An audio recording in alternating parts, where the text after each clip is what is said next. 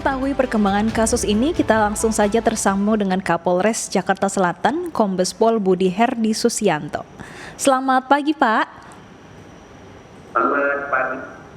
Pak, pertama-tama mungkin bisa diceritakan dulu bagaimana sebetulnya kronologi dugaan penculikan. Apakah benar ada 10 anak yang sempat dibawa oleh tersangka?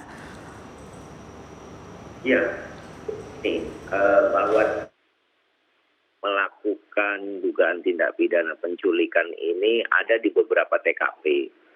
Jadi tidak hanya di wilayah hukum Polres Metro Jakarta Selatan saja, tapi juga di beberapa wilayah hukum lain, seperti di Polres Bogor, kemudian informasi juga di Depok dan sebagainya.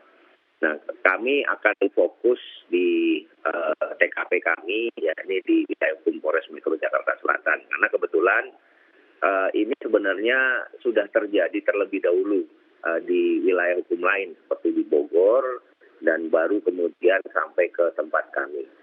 Jadi modus operandi yang digunakan oleh tersangka ini memang mengaku sebagai polisi dan dia selalu menegur kepada calon korbannya yang tidak menggunakan masker dengan cara dia menuduh atau menyalahkan calon korbannya bahwa yang bersangkutan tidak menggunakan masker sehingga harus ikut yang bersangkutan ke kantor polisi. Demikian, Pak. Pak, tapi sebetulnya adakah hubungan antara pelaku dan para korban atau mereka memang sama-sama dicari aja nih anak-anak ini, Pak? Ya, berdasarkan informasi maupun keterangan yang kami dapatkan, memang tersangka ini selalu mencari mangsanya dengan dia berputar-putar di wilayah-wilayah yang menjadi targetnya dia, dan tidak ada sampai saat ini yang mengaitkan bahwa para korban ini ada hubungan maupun saling mengenal dengan pihak tersangka. Jadi bisa dikatakan bahwa ini dipilih secara acak. Dia akan melihat anak-anak, ya memang rata-rata laki-laki. Kemudian ada pelanggaran yang dilakukan, ya ini dalam hal ini pelanggaran prokes, sehingga mereka ada bahan untuk melakukan teguran ataupun mengkamuflasekan seolah-olah mereka akan dibawa ke kantor polisi. Demikian. Pak, selanjutnya kami juga ingin tahu sebetulnya awalnya dari Polres Jakarta Selatan memang pertama sudah mendapatkan laporan dari keluarga korban atau seperti apa sih, Pak?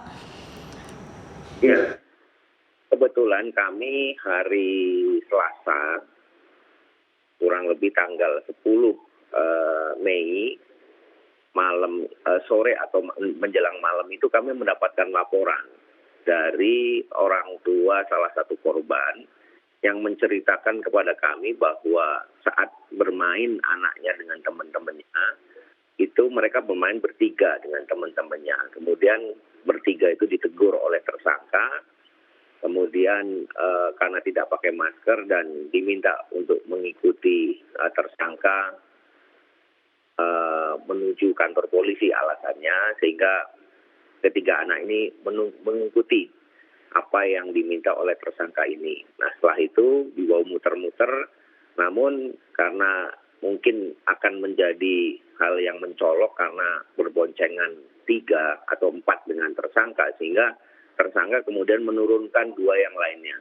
Sedangkan 1 orang atas nama ADK ini tetap dibawa oleh tersangka, kemudian dibawa muter, bahkan keterangan dari korban itu sampai ke Cianjur. Jadi tersangka ini membawa korban berkeliling dari masjid, kemudian beristirahat kadang di pom bensin dan sebagainya. Jadi memang ini sengaja dibawa oleh tersangka itu ke daerah lain, di luar daerahnya para korban itu sendiri. Demikian. Pak, kami juga ingin tahu apakah pelakunya hanya 1 orang saja, dan kita juga mendapatkan informasi kalau ia adalah mantan teroris. Bisa dikonfirmasi, Pak? Ya, jadi ini masih kami lakukan pendalaman karena kebetulan karena ini TKP-nya lebih dari 1 dan kebetulan pada saat kami menerima laporan hari Selasa, kemudian hari Rebunya orang tua itu secara resmi melaporkan kepada kami langsung bergerak.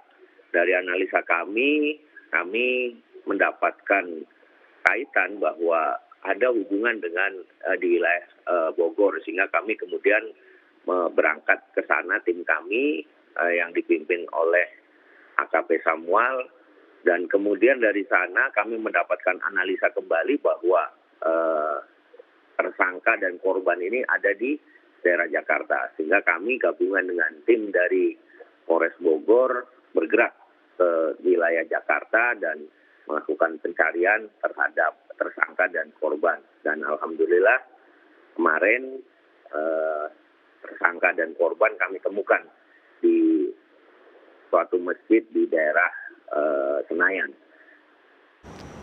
Demikian. Pak, tapi mungkinkah tersangka bisa bertambah, kemudian korban anak-anak dari penculikan ini mungkin saja lebih dari 10 orang, lebih dari 12 orang?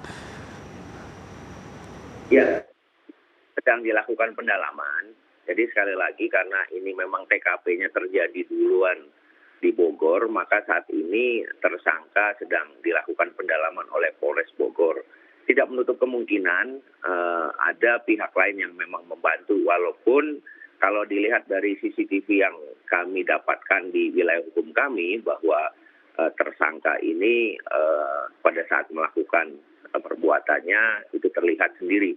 Tapi sekali lagi tidak menutup kemungkinan karena dalam asas ataupun dalam hukum pidana kita mengenal pasal 55 turut serta maupun pasal 56 membantu walaupun tidak secara langsung. Makanya nanti akan kita lakukan pendalaman terhadap tersangka. Termasuk juga bisa saja korbannya ini lebih dari 10 atau dari 12, tentunya nanti akan kita cross check dari keterangan dari keterangan tersangka ini, tentunya nanti akan kita dalami satu persatu, kita cross check di lapangan, sehingga kalau memang nanti ada dugaan ataupun bukti bahwa itu lebih dari satu, ya tentunya akan kita proses juga, Mbak.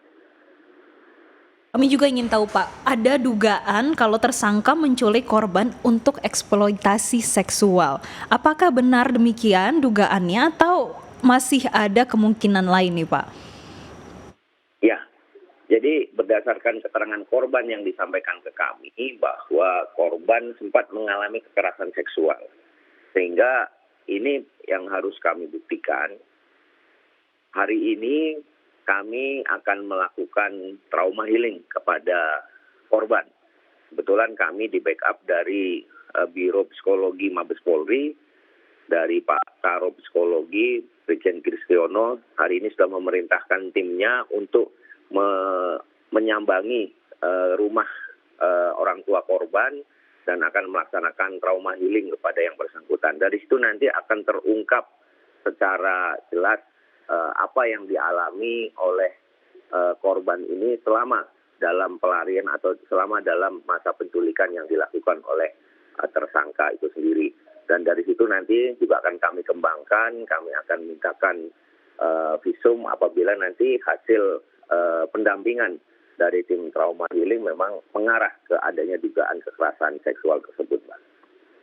Pak, tapi kondisi dari para korban saat ini seperti apa? Dan mungkin bisa disampaikan juga kondisi saat ditemukannya korban. Waktu itu seperti apa, Pak, gambarannya?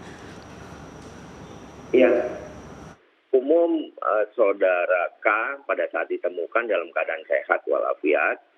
Kemudian kemarin juga tadi malam ya, kami langsung serahkan dan pertemukan dengan kedua orang tuanya.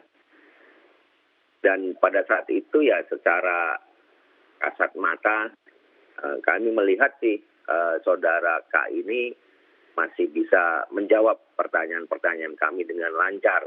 Dan namun demikian tentunya ini akan kita lakukan pendalaman, ada tim yang khusus yang akan menangani proses ini sehingga nantinya si anak ini, korban ini betul-betul bisa terbuka dan tidak merasa takut dengan apa yang menjadi pertanyaan-pertanyaan kami. Demikian.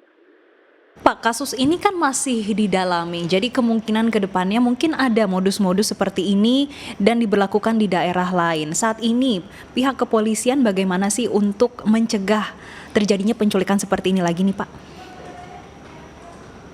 Jadi pada kesempatan ini kami terima kasih juga bahwa kami mengingatkan kepada masyarakat, khususnya para orang tua ini, untuk membantu kami bersama-sama untuk menjaga anak-anak kita, putra-putri kita, khususnya terhadap pihak-pihak yang bertanggung jawab. Nah, ingatkan juga kepada anak-anak, ya kalau memang ada kejadian-kejadian atau tindakan dari orang yang tidak dikenal, yang mengaku sebagai polisi dan sebagainya, tolong jangan percaya begitu saja. Apalagi dia tidak menggunakan seragam, dia tidak menggunakan identitas dan sebagainya. Kalau memang dia tidak berani untuk menanyakan identitas kepada tersangka, ya lebih baik dia menghindar ataupun melapor kepada orang dewasa yang ada di sekitarnya dia, sehingga dia bisa terhindar dan bisa tercegah dari dugaan tindak pidana seperti penculikan dan lain sebagainya. Demikian, Mas.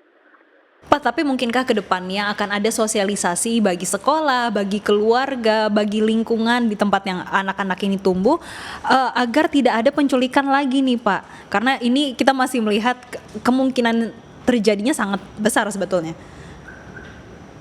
Ya, tentunya dari kepolisian sendiri kami juga ada tim TP2T, tim P2TP2A. Juga kami juga tadi malam juga berkoordinasi dengan Deputi Perlindungan Anak, Kementerian Perlindungan Perempuan dan Anak, dan diharapkan ini kerja secara simultan. Jadi Polri bersama-sama stakeholder lainnya, dalam hal ini pemerintah dan juga dari unsur-unsur lainnya, kita bersama-sama untuk melakukan upaya-upaya pencegahan juga ke depan agar peristiwa ini tidak terulang, khususnya anak menjadi korban. Sehingga dengan peran serta dari seluruh stakeholder yang ada, termasuk juga pelibatan masyarakat, kita harapkan ya anak-anak tidak menjadi korban terhadap kejahatan-kejahatan seperti ini. Demikian, Mas. Baik, terima kasih banyak Kombes Pol Budi Herdi Susianto atas informasinya. Kita berharap tentunya supaya penculikan ini tidak terjadi lagi dan segera bisa terungkap ya Pak, tersangka dan juga ada korban-korbannya nanti adakan berapa lagi. Terima kasih ya Bapak, sehat selalu.